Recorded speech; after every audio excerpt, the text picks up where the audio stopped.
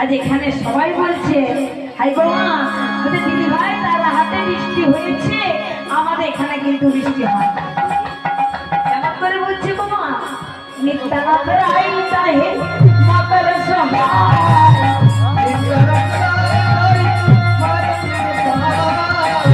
নিত্যানন্দের আইতা হে মকর সহায়।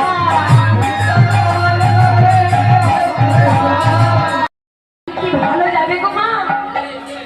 আজকে তাদেরকে একটা জিনিসই দেয়, ওই কারেন্টের পুজো দিয়ে ভোর ফাটতে ভোল্টেজের মতো স্পিডে টেনে দেয়। তাদের চোখের জল চোখে রয়ে যায়, তারা বদলে কিছু বলতে পারে না।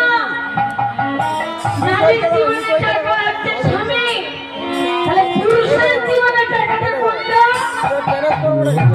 চোখের জল না, পাল্টায় না। পিতা দিকে মাতা দিকে যে বলে মারা গেছে, না মারা যায় না। আজকে দেহটা 1 মিনিট থাকলে কিন্তু আমাদের জীবনে সব কিছুই হয়ে যায় বাবা।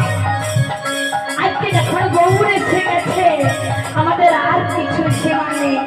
গৌর নিতাই নদিয়াতে, নদিয়ার গোড়া।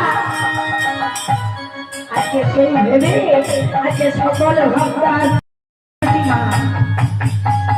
ভগবান যখন ওই কি ভাবতে ভাবতে কদম ডালে মাছ রাখার মতন বাঁশি ছুঁড়ে বাজাচ্ছে, বলছে ওরে আমি একবার কি রাধা নামটা বাজিয়ে দিই,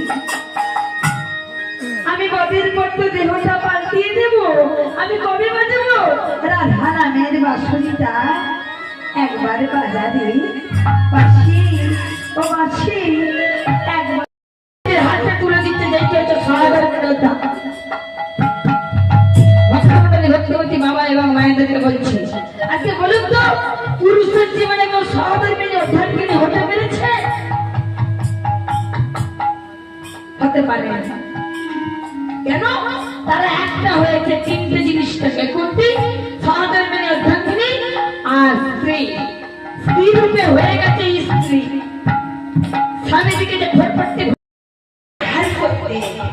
এদের মধ্যে গুণাগুণটা আমি একটু দেখে নেব। এসেছে কেন?